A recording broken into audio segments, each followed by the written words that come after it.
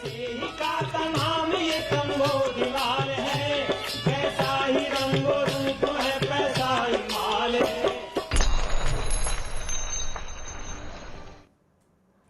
नमस्कार, मैं हूं शुभम शंकर। आप देख रहे हैं मनी 9। स्वागत है आपका मनी सेंट्रल में। मेरे साथ स्टूडियो में मनी 9 के एडिटर अंशुमान तिवारी जी जुड़ गए हैं। सर, बहुत स्वागत है आपका। अंशुमान जी से चर्चा शुरू करूं उससे पहले देखिए आज कौन सी बड़ी खबरें मनी सेंट्रल का हिस्सा हैं। शुरुआत होगी छोटी कंपनियों पर महंगे कर्ज की बड़ी मार। ये स्मार्टफोन बाजार में क्या हो रहा है?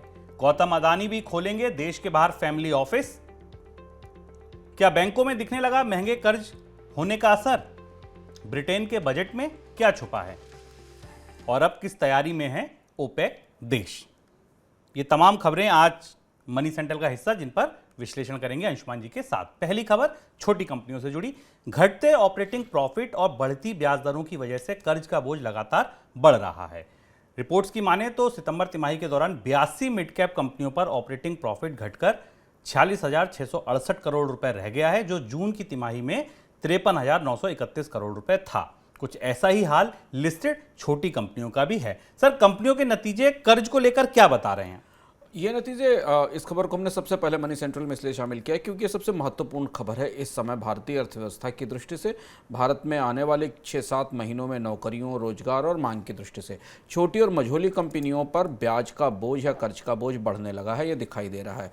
एक महत्वपूर्ण पैमाना होता है जिसके आधार पर हम हमें नापने की कोशिश करते हैं कि किसी कंपनी का इंटरेस्ट कवरेज रेशियो क्या है, यानी कितना इंटरेस्ट का बर्डन उस कंपनी के टोटल बैलेंस शीट पर दिखाई दे रहा है।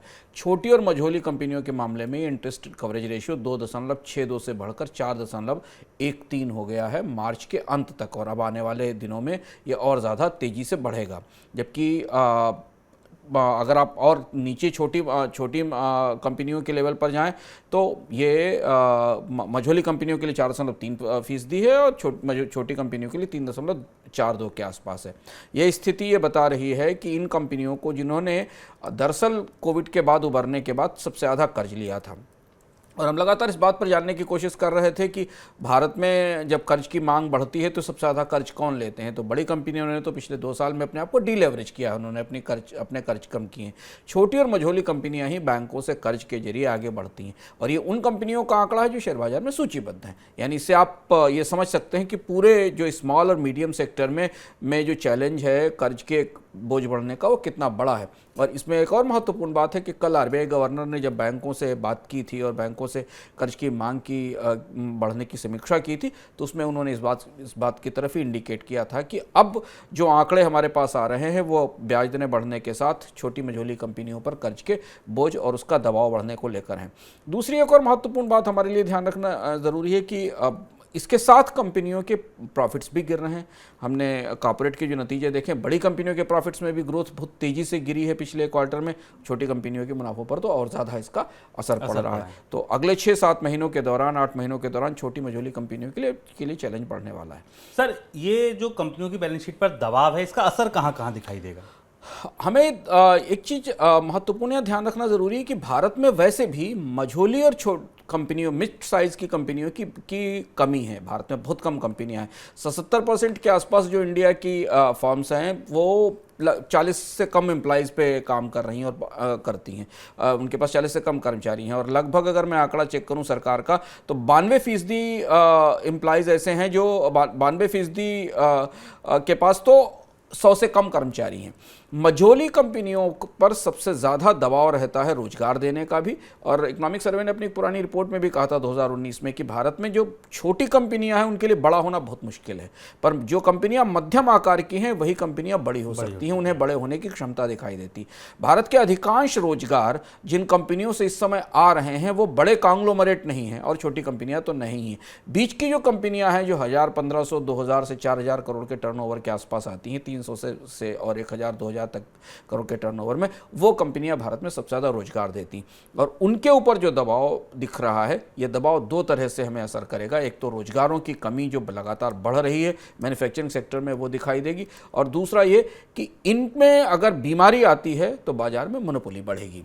क्योंकि ये कंपनियां रीजनल क्षेत्र स्तर पर, छोटे स्तर पर ब्रांड्स बनाकर, प्रोडक्ट बनाकर बेचती हैं और जिससे ये बड़ी कंपनियों को चुनौती देती हैं। और इसलिए हमने शुभम पिछले 3-4 साल में भारत में बहुत सारे अधिग्रहण देखे हैं, छोटी कंपनियों के, छोटे ब्रांडों के। अभी मझोली कंपनियों के ब्रांड्स का अधिग्रहण की चर्चाएं हमने रिलायंस की तरफ से, हिंदुस्तान लीवर की तरफ से सुनी थी, और यही काम हमने स्टार्टअप स्पेस में भी देखा है कि जो छोटे और मझोली कंपनियां हैं वो कर्ज का बोझ नहीं बर्दाश्त कर पाती, मुनाफे में गिरावट बर्दाश्त नहीं कर पाती, और अंततः या तो वो बीमार होती हैं और या फिर वो किसी बड़ी कंपनी के शरण में जाकर उनका अधिग्रहण होता है। सरकार की तरफ से सितंबर तिमाही की ग्रोथ के आंकड़े जारी होने से पहले कई एजेंसियों की तरफ से ग्रोथ अनुमान आना शुरू हो गए हैं। मिंट अखबार में अर्थशास्त्रियों के हवाले से जीडीपी ग्रोथ को लेकर एक रिपोर्ट लिखी है, जिसमें सितंबर तिमाही के दौरान 6.5% ग्रोथ का अनुमान लगाया है। रिपोर्ट में पिछले साल के बड़े बेस इफेक्ट और महंगाई का हवाला देते हुए सितंबर तिमाही में कम ग्रोथ का अनुमान लगाया गया है। इससे पहले जून तिमाही के दौरान देश की जीडीपी ग्रोथ 13.5% दर्ज की गई थी। सरकार की तरफ से सितंबर तिमाही के लिए जीडीपी ग्रोथ के आंकड़े 30 नवंबर को जारी होंगे। सर, क्या इस बात की तैयारी होने लगी है, संकेत मिलने लगे हैं कि पूरे वित्त वर्ष की जो आर्थिक विकास दर रहेगी 7% के नीचे रहेगी? 7% से तो नीचे रहना लगभग तय है, पर अगर आप क्वार्टर ऑन क्वार्टर देखें तो ये आखिरी तिमाही होगी शायद जहां हम थोड़ी बेहतर विकास दर देख पाएंगे, जो सितंबर की तिमाही है। आरबीआई ने जब सितंबर में भारत की आर्थिक समीक्षा के बारे में अपना दस्तावेज प्रस्तुत किया था, तो उसने अगली 2 तिमाहियों में, यानी साल की आखिरी जो तिमाही होती है, तीसरी तिमाही और चौथी तिमाही में, वहां तो 5% से नीचे की विकास दर का आकलन प्रस्तुत किया था। क्वार्टर 3 में 4.8% का आकलन दिया था आरबीआई ने, और क्वार्टर 4 में 4.2% का आकलन दिया था। तो अगर आप इस पूरे को देखें तो ये भारत की औसत विकास दर 6% के आसपास जाकर बैठती है इस साल, और ये इस साल की सबसे बड़ी चुनौती होने वाली है। बल्कि आने वाले समय में ये आकलन थोड़े से डाउनवर्ड्स और जा सकते हैं। तो पहली चीज़ तो ये कि पहली तिमाही के दौरान के बाद दूसरी तिमाही है जिसमें 6.5% के आसपास और उसके आसपास की विकास दर दिखेगी, और यहाँ से अगली 2 तिमाहियों में हमें विकास दर में और तेज गिरावट आएगी, ऐसा रिजर्व बैंक मान रहा है। और इसका उत्तरोत्तर असर हमें सरकार के रेवेन्यूज़ पर और बाकी चीज़ों पर दिखाई देगा। इसमें 2 फैक्टर और हैं जो काम कर रहे हैं। उसमें एक बड़ा फैक्टर कर्ज की लागत बढ़ने का है, जिस पर अभी हमने चर्चा की है छोटी और मझोली कंपनियों की दृष्टि से, और दूसरा बड़ा फैक्टर ये है कि भारत को जिस समय शुभम सबसे ज़्यादा प्राइवेट इन्वेस्टमेंट में ग्रोथ की ज़रूरत है, इस समय अब सरकारें थक चुकी हैं पिछले 3 साल में पैसे खर्च करके, कोविड के दौरान घाटे बढ़ाकर, कर्ज लेकर। अब सरकारों के बजट में इतना पैसा नहीं है कोई इकोनॉमी को प्रॉप अप कर सकें। वैसे भी भारतीय अर्थव्यवस्था में सरकारें 18-20% का खर्च करती हैं, बाकी सब डिमांड से आता है या प्राइवेट इन्वेस्टमेंट से आता है, जो हम लोग खर्च करते हैं या कंपनियां निवेश करती हैं। ठीक उस समय जब इकोनॉमी को रिवाइवल की तेज ज़रूरत है, प्राइवेट इन्वेस्टमेंट में बढ़ोतरी की ज़रूरत है, तब हम लगातार प्राइवेट कंपनी की बैलेंस शीट्स पर दबाव बढ़ता देख रहे हैं, मुनाफे की दृष्टि से भी और कर्ज के महंगे होने की दृष्टि से भी। और शायद इसीलिए जिस सर्वे का जिक्र हमने इस खबर में किया है, वो सर्वे इस पर आधारित है कि विशेषज्ञों को भी, निवेशकों को भी अगले 6 महीने में प्राइवेट इन्वेस्टमेंट के रिवाइवल की उम्मीद नहीं दिखाई दे रही है। सस्ते स्मार्टफोन की मांग घटने की वजह से देश में स्मार्टफोन की शिपमेंट घटने की आशंका जताई जा रही है, और अलग अलग एजेंसियों ने अपने शिपमेंट अनुमान में कटौती की है। अब जैसे आईडीसी इंडिया का मानना है कि अनुमान की 8 से 9% की गिरावट आएगी शिपमेंट में। वहीं साइबर मीडिया रिसर्च ने 5% और काउंटर पॉइंट रिसर्च ने शिपमेंट में 3% गिरावट का अनुमान लगाया। सर, क्या हो रहा है ये स्मार्टफोन बाजार में? भारत के इतिहास में पहली बार, जब से भारत में मोबाइल फ़ोन्स इंट्रोड्यूस हुए हैं और स्मार्टफोन इंट्रोड्यूस हुए हैं, शुभम, पहली बार ऐसा हो रहा है जब स्मार्टफोन के शिपमेंट या उनकी सप्लाई में या डिमांड में कमी आ रही। सिर्फ एक छोटी सी कमी हमने तब देखी थी 2020 में, जब लॉकडाउन था और दुकानें बंद थी, सेल बिल्कुल बंद थी, तो उसको हम फोर्स मेजोर या एक प्रत्याशित परिस्थिति मान सकते हैं। इसके अलावा सामान्य रूप से भारत का में पिछले 10-12 सालों में कोई साल, कोई तिमाही ऐसी नहीं गई जब भारत में स्मार्टफोन के शिपमेंट्स की में गिरावट आई हो। लेकिन यहाँ गिरावट दिख रही है, और इस गिरावट की सबसे बड़ी वजह यह है कि जो $100 से नीचे के, यानी 8,000-9,000 रुपये से आसपास के नीचे के स्मार्टफोन हैं, उनकी डिमांड बुरी तरह टूटी है। और जितनी भी बड़ी कंपनियां, दोनों जिन रिसर्च एजेंसियों का नाम लिया है शुभम ने उन दोनों एजेंसियों ने अपने अनुमान में यह माना है कि भारत में जो सस्ते स्मार्टफोन हैं या जो बजट स्मार्टफोन हैं, उनकी डिमांड में तेज़ी से कमी आई है। सबसे ज़्यादा कमी Xiaomi, जो भारत में स्मार्टफोन और जो बजट स्मार्टफोन उनके बाजार की बड़ी कंपनी है, उसके तो प्रोजेक्शंस 18% तक कम हुए हैं। लेकिन इसका एक दूसरा पहलू भी है कि स्मार्टफोन के शिपमेंट या उनकी मांग या उनकी आपूर्ति कम होने के बाद भी कंपनियों को मुनाफे में कमी की उम्मीद नहीं है, क्योंकि इसके बदले महंगे स्मार्टफोन की डिमांड बढ़ रही है, उनकी खरीद बढ़ रही है। लेकिन बाजार असंतुलित है, महंगे स्मार्टफोन की वैल्यू ज़्यादा है, क्वांटिटी कम है, सस्ते स्मार्टफोन की क्वांटिटी ज़्यादा है, वैल्यू कम है। और यहाँ ये भी ध्यान रखना ज़रूरी है कि जितनी भी डिजिटल इंडिया या डिजिटल ट्रांजेक्शन्स या लोगों को डिजिटल इकोनॉमी से जोड़ने की बात की जा रही है, उसके लिए बजट स्मार्टफोन की डिमांड बढ़ना बहुत ज़रूरी है, तभी उसमें एक्सेस दिखाई पड़ेगा। तो हम एक तरफ से दो तरीके की परस्पर विरोधी गतिविधियाँ देख रहे हैं इस बाज़ार में। एक तरफ 5G आ रहा है, डेटा के डिमांड बढ़ाने की कोशिश की जा रही है। दूसरा, जिन लोगों को डेटा की डिमांड बढ़ानी है, जिनको डेटा कंज्यूम करना है, वो मोबाइल फ़ोन खरीदने से हिचक रहे हैं, और ये आंकड़ा इस बात की ताकीद करता है। अमेरिकी कंपनी अमेजन ने कहा है कि उसके यहाँ कर्मचारियों की संख्या में कटौती का सिलसिला अगले साल भी जारी रहेगा। अमेजन इसी हफ्ते दुनिया भर में अपने 10,000 कर्मचारियों को निकालने की घोषणा कर चुका है और कंपनियों ने कर्मचारियों की छंटनी का दौर इसी हफ्ते से शुरू भी कर दिया है। गुरुवार को ही अमेजन ने अमेरिका के कैलिफोर्निया में स्थित दफ्तर से 260 कर्मचारियों को निकाला है। अमेजन के अलावा मेटा, ट्विटर जैसी दिग्गज कंपनियों ने भी अपने यहाँ कर्मचारियों की छंटनी की है। सर, भारत के नज़रिए से अगर हम देखें, भारत से खड़े होकर इस छंटनी को देखें तो क्या असर पड़ेगा? भारत तो बड़ा बाजार है अमेजन के लिए। भारत में अगर आप प्रत्यक्ष और परोक्ष रूप से अमेजन के कर्मचारियों की संख्या जो रिपोर्ट होती है करीब 11 लाख के आसपास है, 1.1 मिलियन के आसपास कर्मचारी। ये परोक्ष रूप से सप्लायर, वेंडर या जो डिलीवरी का पूरा नेटवर्क है अमेजन के साथ काम करता है। और अमेजन की तरफ से इस बात के स्पष्ट संकेत दिए गए हैं कि पूरी दुनिया में वो छंटनी कर रहा है, तो उस छंटनी की प्रक्रिया में भारत भी शामिल होगा। अभी स्पष्ट रूप से अमेजन की तरफ से नहीं कहा गया कि भारत में कहाँ कितनी जॉब्स में कमी की जाएगी, लेकिन ग्लोबली कंपनियों की कटौती में भारत का बड़ा हिस्सा हो सकता है नौकरियों की दृष्टि से। दो तरीके के आकलन मिल रहे हैं उद्योग से। एक उद्योग के आकलन का मानना है कि अन्य कंपनियों की तुलना में अमेजन की छंटनी भारत पर सबसे ज़्यादा असर करेगी, क्योंकि अमेजन का नेटवर्क भारत में सबसे बड़ा है, उसके पास वेंडर्स हैं, सप्लायर्स हैं, और उसके पास एक बड़ा नेटवर्क मैनेजमेंट सिस्टम है। कुछ लोगों का मानना है कि अमेजन शायद भारत के उभरते हुए बाजार को देखते हुए भारत में कर्मचारियों की संख्या में कटौती को थोड़ा सीमित रख सकता है। लेकिन भारत इस ग्लोबल रोजगार कटौती की से अछूता नहीं और बाहर नहीं है। ट्विटर के बाद दूसरी बड़ी कंपनी, फिर ट्विटर और फेसबुक के बाद तीसरी बड़ी कंपनी भारत में भी छंटनी शुरू कर रही है। मुकेश अंबानी के बाद अब गौतम अडानी भी विदेश में फैमिली ऑफिस खोलने जा रहे हैं। रिपोर्ट्स की माने तो अडानी ग्रुप की तरफ से या तो न्यूयॉर्क में या दुबई में फैमिली ऑफिस खोला जा सकता है। रिपोर्ट में कहा गया था कि मुकेश अंबानी का फैमिली ऑफिस सिंगापुर में खुलने जा रहा है। सर, क्या वजह है कि ये भारत के जो अरबपति हैं, खरबपति हैं, ये भारत में अपनी वेल्थ मैनेज नहीं कर पाते हैं और फैमिली ऑफिस बाहर कहीं खोलते हैं? भारत का पूरा टैक्स स्ट्रक्चर, भारत का पूरा टैक्स सिस्टम और भारतीय अर्थव्यवस्था में बड़ी वेल्थ को एडजस्ट करने की क्षमताएं सीमित है। और ये बात हमें अब समझना ज़रूरी है कि मुकेश अंबानी के बारे में विस्तार से चर्चा कर चुके हैं।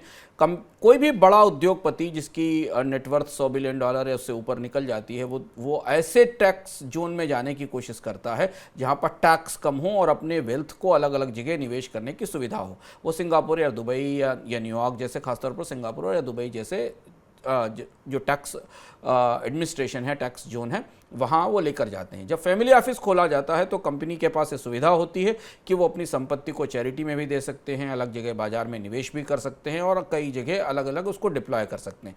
भारत का टैक्स ढांचा इतना ज़्यादा सफोकेटिव है कि वो भारत में हाई नेटवर्थ इंडिविजुअल्स को निवेश के लिए विकल्प नहीं देता। और यहाँ बड़ी आश्चर्य की बात है कि भारत में इन हाई नेटवर्थ इंडिविजुअल के लिए टैक्स तो छोड़िए, निवेश की संभावना भी नहीं है। भारत के पास उस लेवल के बाजार या मार्केट या इंस्ट्रूमेंट भी नहीं है जहाँ ये लोग निवेश कर सकें। और इसलिए हमने पिछले 7-8 सालों में भारत में जितनी बड़ी कंपनियां हैं, हाई नेटवर्थ इंडिविजुअल्स हैं, उन्हें अपने कारोबारों को विदेश के बाकी जगह ले जाते देखा है। गौतम अडानी का न्यूयॉर्क में जाएंगे, दुबई में जाएंगे, इसको लेकर बाजार में बड़ी चर्चा है। माना जा रहा है कि शायद दुबई से ऑपरेट करेंगे, क्योंकि गौतम अडानी के भाई विनोद अडानी जो इस समूह का अंतर्राष्ट्रीय कारोबार देखते हैं, जो अडानी ग्लोबल इन्वेस्टमेंट DMCC के चेयरमैन हैं, वो हुरून की लिस्ट में दुनिया के सबसे अमीर नॉन रेजिडेंट इंडियन हैं। और चूंकि अडानी समूह का एक बड़ा हिस्सा, उनके कारोबार का, निवेश का बड़ा हिस्सा उनके परिवार के एक सदस्य दुबई से रहकर संचालित कर रहे हैं, तो इस बात की बड़ी संभावना है कि गौतम अडानी का फैमिली ऑफिस दुबई से काम करेगा। और अब जबकि पिछले 2 साल में अडानी समूह ने लगभग हर क्षेत्र में निवेश की प्रक्रिया शुरू की है, तो बाहर से फंड लाने में और बाहर फंड निवेश करने में, दोनों वजह से फैमिली ऑफिस उनके लिए उनका विकल्प बन सकता है। कर्ज और डिपॉजिट की दरों में हो रही बढ़ोतरी का असर अब बैंकों के डिपॉजिट और क्रेडिट पर दिखने लगा है। 4 नवंबर को खत्म पखवाड़े में कई महीनों बाद पहली बार ऐसा हुआ कि बैंकों में क्रेडिट के मुकाबले डिपॉजिट बढ़ा है। 4 नवंबर को खत्म हुए पखवाड़े में बैंकों के डिपॉजिट में 1,68,000 करोड़ रुपए से ज़्यादा की बढ़ोतरी हुई, जबकि क्रेडिट सिर्फ 44,119 करोड़ रुपए का उठाया गया। सर, बचत बढ़ने से क्या बैंकों की बैलेंस शीट पर जो दबाव है वो कम होगा? दो तरीके से इसे देख सकते हैं। पहली चीज तो हमें देख रहे हैं कि बैंकों ने जो कोशिश शुरू की अप्रैल के बाद, जिसको हम बराबर मनी सेंट्रल में रिपोर्ट कर रहे हैं कि ब्याज दरों में बढ़ोतरी के कारण, जमा पर ब्याज दरों में बढ़ोतरी से नए नए तरह से डिपॉजिटर्स को बुलाने की कोशिश की गई और वो उसका असर हमें दिख रहा है। बैंकों के पास कैपिटल की कम से कम शॉर्टेजेस अब कम हो रही हैं क्योंकि उनके पास पूंजी आनी शुरू हो रही, और इसकी वजह यह है कि भारत में अब ब्याज दरें, जमा पर ब्याज दरें 1 साल के रेंज में 7% के आसपास पहुंच रही हैं, 6.5 से 7% के आसपास पहुंच रही हैं, और इसलिए उस बैंकों में जमा वापस लौट रही है। बैंक जो कि लिक्विडिटी क्रंच और क्रेडिट डिपॉजिट रेशियो की चुनौती का सामना कर रहे थे, उनके पास पूंजी मौजूद है। लेकिन एक दूसरा पहलू भी शुभम इसका देखना ज़रूरी है कि पहली चीज़ तो ये कि बैंकों में अभी भी रिटर्न उतने अच्छे नहीं हैं महंगाई के आधार पर। दूसरी चीज़ ये है कि बैंकों का जमा बढ़ने का ये भी संकेत है कि बाजार से डिमांड कम होकर जो लोग खरीदना चाहते हैं उससे वहाँ से निकलकर वो बैंकों में डिपॉजिट कर रहे हैं। इसका दूसरा पहलू ये भी है। हमें इसका असर अगले 5-6 महीनों में दिखाई देगा कि अगर भारत में बैंक जमा तेज़ी से बढ़ती है, जिसका अच्छा पहलू भी है कि बैंकों के पास कर्ज देने के लिए संसाधनों की चुनौती नहीं होगी, लेकिन इसका एक दूसरा पहलू भी होगा कि शायद भारत में जो सरप्लस इन्वेस्टमेंट है, जो सरप्लस बाइंग है, जो कंजम्पशन है, उसके रेट में गिरावट भी दिखाई देगी। देश भर में पुरानी पेंशन योजना को लेकर छिड़ी बहस के बीच कंट्रोलर ऑडिटर जनरल यानी कैग गिरीश चंद्र मुर्मू ने गुरुवार को पुरानी पेंशन योजना की वजह से राज्यों के खजाने पर पड़ने वाले असर पर बनी एक रिपोर्ट की चर्चा की, और साथ में ये भी बताया कि रिजर्व बैंक और 15वें वेतन आयोग ने राज्यों के बजट पर पुरानी पेंशन योजना के रिस्क का संज्ञान लिया है। कैग ने बताया कि उनकी रिपोर्ट में उस रिस्क के बारे में बताया गया है जो कमिटेड खर्च बढ़ने की वजह से राज्यों के बजट पर पड़ेगा। सर, कैग को क्या खतरा लग रहा है? अगर मान लीजिए कैग को क्या लग रहा है कि पुरानी पेंशन आ गई तो क्या हो जाएगा बजटों में? कैग का खतरा या कैग की चिंता वही है जो पिछले कई सालों से भारत में चिंता है कि भारत के राज्य सरकारें क्या अपने कर्मचारियों को पुरानी पेंशन योजना में ले जाने का बोझ उठा पाएंगी।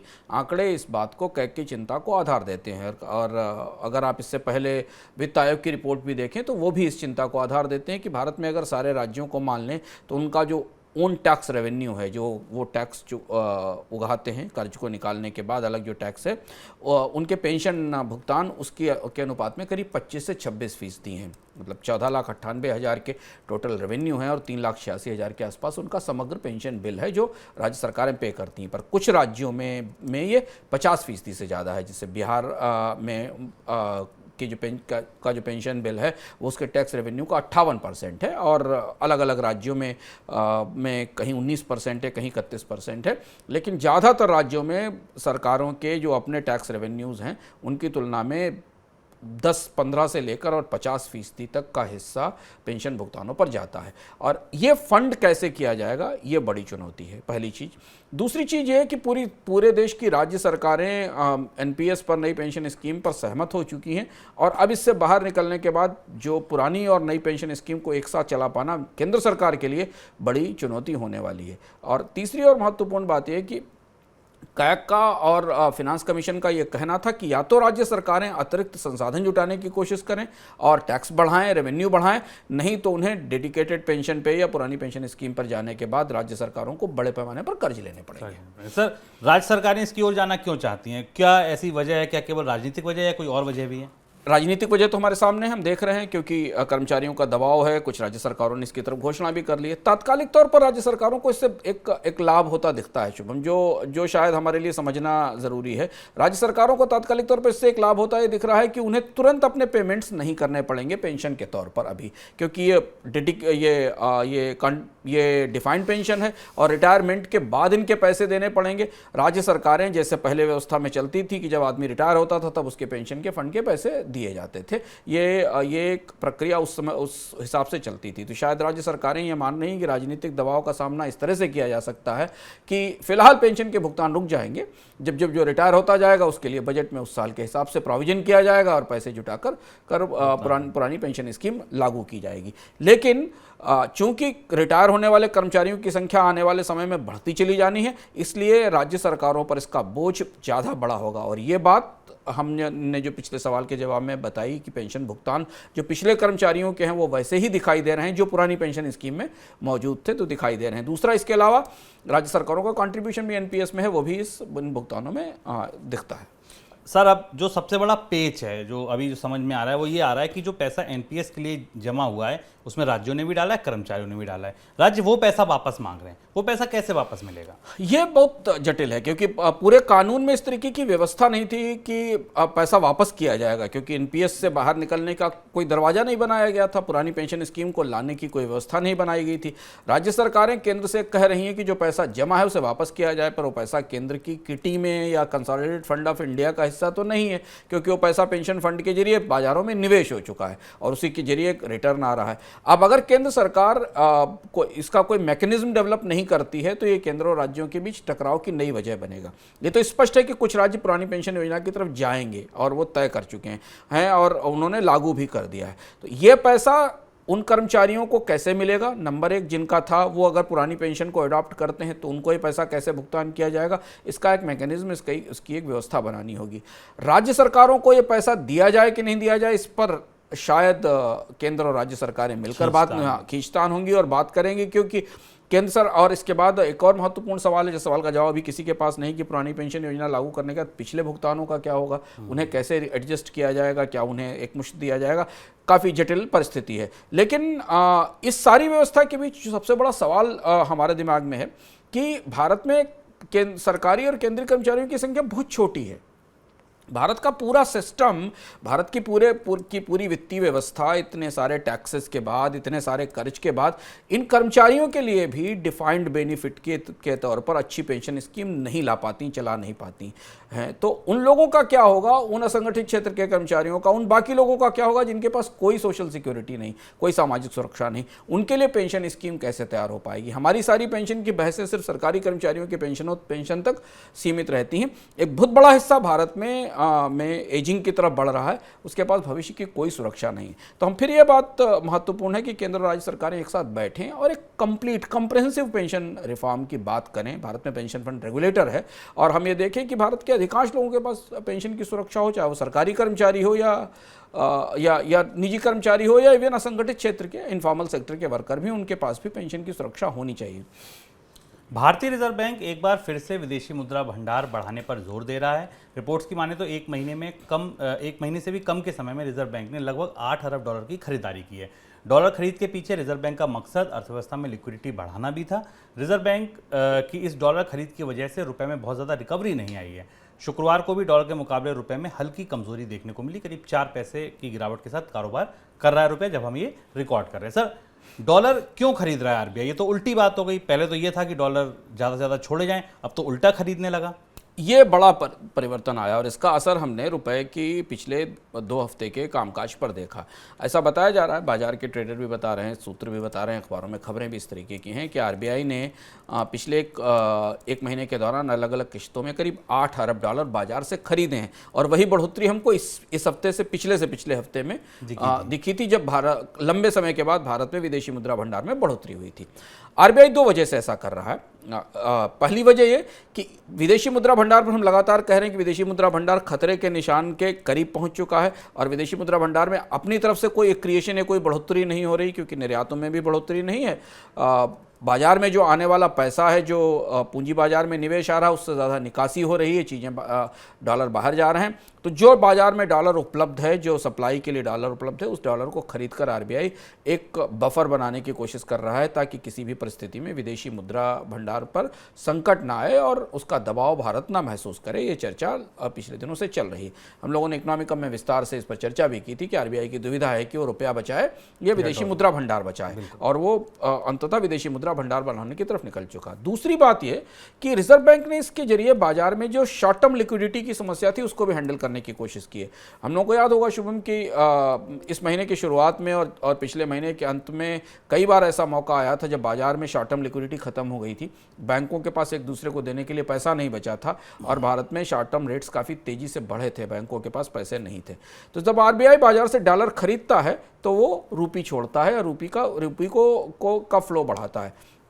इस डॉलर खरीदकर आरबीआई ने बाजार में लिक्विडिटी मैनेज करने की भी कोशिश की है, थोड़ा ज़्यादा सप्लाई बढ़ाने की कोशिश की है, जिससे कि उसे ब्याज दरों में बढ़ोतरी की प्रक्रिया को अबाधित रूप से चलाते रहने में मदद मिले और बाजार में तात्कालिक तौर पर फंड की कमी ना हो। तो ये दो बड़े चेंज हैं इन चेंजेस का, लेकिन इनका असर हमें डॉलर पर डॉलर रुपए की जो मूल्य है रुपए की कमजोरी के तौर पर आगे दिखाई देगा। सर, डॉलर इंडेक्स में गिरावट के बाद भी रुपए में रिकवरी नहीं दिखी, ऐसा क्यों? यही वजह है। नहीं तो डॉलर इंडेक्स 106-7 के आसपास है। अगर आप डॉलर इंडेक्स की पिछली बढ़ोतरियों को देखें और उसके अगेंस्ट रुपए की गिरावट को देखें तो उसी रेशियो में रुपए को मजबूत होना चाहिए था, जिस रेशियो में डॉलर इंडेक्स की मजबूती के बाद रुपया गिरा था। पर आज डॉलर इंडेक्स 106-107 पर है, पर रुपया 82 के आसपास, 81, 66, 81, 60 के आसपास ट्रेड कर रहा है। और इसकी यही वजह है कि अब बाजार को पता है कि रिजर्व बैंक दूसरी भूमिका में आ गया है। वो डॉलर छोड़कर रुपए को सपोर्ट करने के बजाय बाजार में बचे हुए डॉलर्स को लेकर अपने भंडार में रख रहा है और इसलिए हमने डॉलर में तेज गिरावट, डॉलर के मुकाबले रुपए में की कीमत में 2 दिन में दबाव देखा। और ये और भी थोड़ा चौंकाने वाला है कि कच्चा तेल दूसरा बड़ा पहलू है, क्रूड ऑयल बड़ा पहलू है, जिसका असर हम परोक्ष रूप से डॉलर की कीमत पर देखते हैं। क्रूड ऑयल की कीमत $90 से नीचे चली गई है, 95 से तो नीचे थी ही, उसके बाद भी वो सेंटिमेंट नहीं है जो सेंटिमेंट रुपए की ताकत को सपोर्ट कर सके। इसलिए क्योंकि मौद्रिक नीति की तरफ जाते हुए रिजर्व बैंक ने भारत के विदेशी मुद्रा भंडार और रुपए को संभालने की पूरी रणनीति ही बदल दी है। अब हम दूसरी दिशा से रिजर्व बैंक बाजार में दखल कर रहा है और उसका असर हमें रुपए की कमजोरी के तौर पे सामने आ रहा है। ब्रिटेन आधिकारिक तौर पर आर्थिक मंदी में फंस गया है। गुरुवार को ब्रिटेन के नए वित्त मंत्री ने बजट पेश करते हुए आर्थिक मंदी में फंसने की पुष्टि की। उन्होंने ये भी कहा कि आने वाले कुछ महीनों के दौरान अर्थव्यवस्था के लिए चुनौतियां बढ़ेंगी। बजट में ब्रिटेन के वित्त मंत्री ने टैक्स की दरों को बढ़ा दिया है और कहा है कि दुनिया भर में एनर्जी संकट के साथ साथ महंगाई का संकट और आर्थिक संकट बढ़ता जा रहा है। सर, बजट की हाईलाइट्स क्या हैं, बड़ी बातें क्या हैं? G20 और G5 देशों की पहली अर्थव्यवस्था ऑफिशियली मंदी में चली गई और यहाँ से यूरोप में मंदी के आधिकारिक रूप से घोषणा हो गई और ये बात जो ब्रिटेन के वित्त मंत्री हैं जेरेमी हंट, उन्होंने इस बात की घोषणा की। इसके साथ जो पिछला बजट था जिस बजट ने वहाँ के प्रधानमंत्री को पद छोड़ने के लिए बाध्य किया था और हमने बड़ा कोहराम देखा बाजारों में, उस बजट का एक बिल्कुल ठीक नया और उल्टा बजट जेरेमी हंट ने ब्रिटेन की सरकार के देश के सामने और ब्रिटेन की संसद के सामने पेश किया। ये उसका उल्टा इसलिए है क्योंकि वो बड़े बजट जो टैक्स दरों में कमी करता था और बड़े खर्च के प्रस्ताव करता था, उसके बिल्कुल उल्टे इस बजट में करीब 55 बिलियन पाउंड के 66 बिलियन डॉलर का नया फिस्कल प्लान रखा गया है। इनकम टैक्स की दरें बढ़ाई गई हैं, बिजली बिलों पर मिलने वाली सब्सिडी को कैप कर दिया गया है, कंपनियों से जो एनर्जी टैक्स, विंडफॉल टैक्स है उसको लंबे समय तक बढ़ा दिया गया है। सरकार ने अपने खर्च में कटौती का लंबा कार्यक्रम घोषित किया है और इसका असर हमें फिलहाल ब्रिटेन की मंदी के और गहराने के तौर पर शुरुआत में सामने आएगा और इस असर से ब्रिटेन के लोग जो भारी महंगाई से जूझ रहे हैं उनके लिए आने वाले समय में चुनौतियां बढ़ेंगी। लेकिन यही शायद एक विकल्प था जिस विकल्प को चुनना जेरेमी हंट के लिए ज़रूरी था। तो अब ब्रिटेन की अर्थव्यवस्था में 2 तरीके की रिपेयरिंग चल रही है। एक रिपेयरिंग फिस्कल है और एक रिपेयरिंग मॉनेटरी है। मॉनेटरी साइड से बैंक ऑफ इंग्लैंड ब्याज दरों में बढ़ोतरी करेगा ताकि ब्याज दरें कम होती जाएं और सरकार अपना कर्ज घटाएगी, अपने खर्च को सीमित करेगी ताकि उसकी कर्ज की ज़रूरतें कम होती जाएं और इसका असर ये होगा कि ब्रिटेन के लोग ज़्यादा टैक्स चुकाएंगे। दुनिया भर में कच्चे तेल के सबसे बड़े निर्यातक सऊदी अरब ने क्रूड ऑयल के एक्सपोर्ट में कटौती शुरू कर दी है। ट्रैकिंग डेटा के आधार पर सामने आई रिपोर्ट्स की माने तो नवंबर के पहले पखवाड़े में सऊदी अरब ने कच्चे तेल के रोजाना निर्यात में 4 लाख बैरल की कटौती की है। हालांकि सऊदी अरब की तरफ से तेल निर्यात में कटौती के बावजूद वैश्विक बाजार में कच्चे तेल की कीमतों पर दबाव देखा जा रहा है। ब्रेंट क्रूड का भाव फिलहाल $90 के करीब है, जबकि WTI क्रूड $82 तक पहुंच गया है। सर, ओपेक देशों की अब क्या तैयारी दिख रही है आपको? ओपेक देशों ने उत्पादन में निर्यात में पहले उत्पादन में कटौती की और अब उसके बाद निर्यात में कटौती करके बाजार में उस आकलन के हिसाब से काम करना शुरू कर दिया जो 3-4 दिन पहले उन्होंने घोषित किया था कि बाजार में मांग में कमी आएगी, और उस मांग में कमी को देखते हुए उत्पादन में कटौती शुरू कर दी गई है। ये कटौती एक किस्म से बाजार में डिमांड और गिरने, और कीमतें अगर लंबे समय तक $90 से नीचे रहती हैं तो शायद ओपेक देशों को उत्पादन में एक और कटौती की तरफ प्रेरित करेगी, पहली चीज़। और दूसरी चीज़ ये कि ओपेक, सऊदी अरब के अलावा ओपेक के बाकी सदस्यों का भी उत्पादन पिछले दिनों में गिरा है, क्योंकि देशों ने वैसे भी ओपेक के देश अपने कोटे का अधिकांश का बड़ा हिस्सा तेल का सप्लाई नहीं कर पा रहे थे तकनीकी कारणों से। सबसे ज़्यादा जिम्मेदारी सऊदी अरब और कुछ बड़े उत्पादकों पर थी। लेकिन अब इसके बाद अगर कच्चे तेल की कीमतें $95 से नीचे रहती हैं और मांग में कमी के संकेत दिखाई देते हैं तो शायद ओपेक देशों की अगली बैठक में उत्पादन में कटौती का प्रस्ताव और एक नई कटौती का प्रस्ताव सामने आ सकता है। हालांकि ये सब कुछ इस पर निर्भर करेगा कि रूस पर के तेल पर कैपिंग की व्यवस्था कैसी रहती है और उसके बाद रूस कितना तेल बाजार में छोड़ पाता है। चलते चलते मनी 9 की स्पेशल रिपोर्ट, लेकिन स्पेशल रिपोर्ट से पहले एक अंशुमान जी का टेक कि सर सेबी की तरफ से शेयर बाजार को लेकर एक के बाद एक डिस्क्लोजर नॉर्म्स लाए गए, बायबैक को लेकर लाया गया, सोशल मीडिया पर जो लोग सलाह दे रहे हैं उनके लिए लेकर लाया गया, कंपनियों की जानकारी की पुष्टि के लिए लेकर आया गया। क्या कोशिश क्या है सेबी की इसके पीछे? ये स्पेशल रिपोर्ट हम आपको को ये बताएगी कि आखिर सेबी बाजार में पारदर्शिता को लेकर इतना सक्रिय और इतना बेचैन क्यों है। बाजार में अब लगभग ऐसी स्थिति हो गई है जिसमें बहुत सारी चीज़ें, बहुत सारी खबरें, बहुत सारी अफवाहों के आधार पर शेयर बाजार में बड़े मूवमेंट दिखाई देते हैं। कंपनियां उनसे किनारा कर लेती हैं या उन्हें स्वीकार नहीं करती हैं, और ये फैसले चाहे नीतिगत रूप से होते हों, चाहे अखबारों में छपते हों, चाहे कोई कहीं किसी संस्था से आते हों, इनका असर कंपनी के स्टॉक्स पर दिखाई देता है। और ये भारत के शेयर बाजार की सबसे बड़ी कमजोरी थी कि यहाँ पर बहुत सारे स्पेकुलेटिव एक्टिविटीज़ ऐसी खबरों के दम पर होती हैं जिन्हें कंफर्म नहीं किया गया। कौन सी वो ऐसी खबरें थी हाल में, और उनकी इस तरीके की खबरों की वजह से सेबी करने क्या जा रहा है, और उसका असर भारत की बाजार में, शेयर बाजार में पारदर्शिता पर कितना पड़ेगा, और कंपनियों को कौन सी शर्तों से बांधा जा रहा है, ये आपको पता चलेगा इस खास रिपोर्ट में।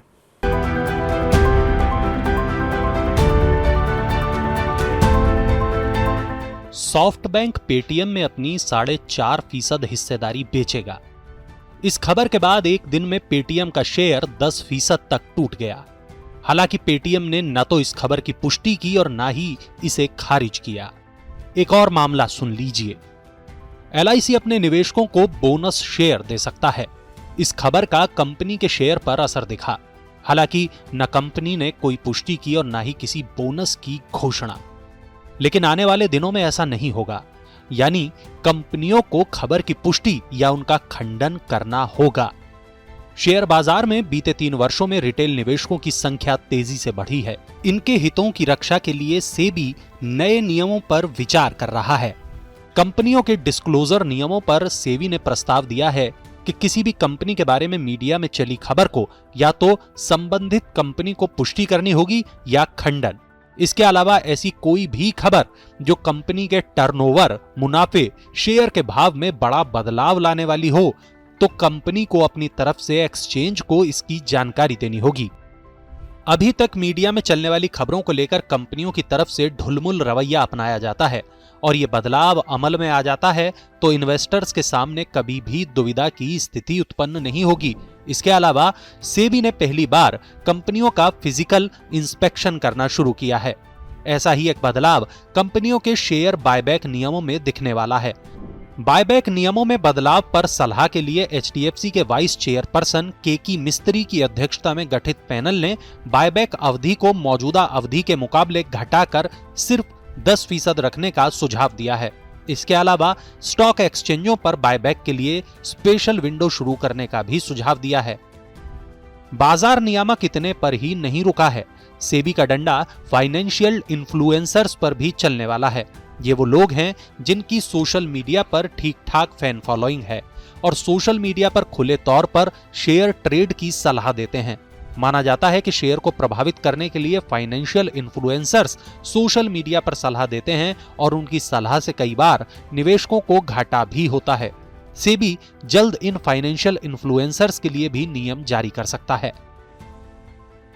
तो इस रिपोर्ट के साथ मनी सेंट्रल तो हुआ पूरा। आपसे अगली मुलाकात सोमवार को शाम 7 बजे मनी सेंट्रल में, लेकिन उससे पहले रविवार को सुबह 11:15 बजे इकोनॉमिकम में। क्या खास होगा सर इस बार?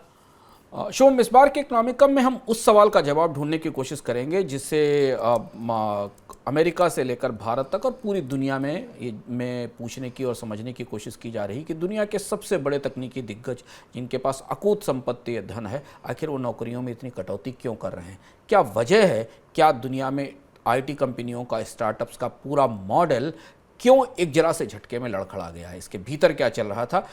दिलचस्प जानकारियों के साथ इस बार का इकोनॉमिकम आपको सोचने पर मजबूर करेगा कि भारत की पूरी दुनिया के IT सेक्टर में इतना बड़ा शिफ्ट आखिर क्यों आ रहा है। बिल्कुल, तो नए इकोनॉमिकम देखने के लिए मनी 9 का ऐप डाउनलोड करना पड़ेगा आपको, क्योंकि वहीं पर आपको ये इकोनॉमिकम मिलेगा। फिलहाल दीजिए इजाजत, नमस्कार। ऐसे ही का नाम ये कम्बोडिया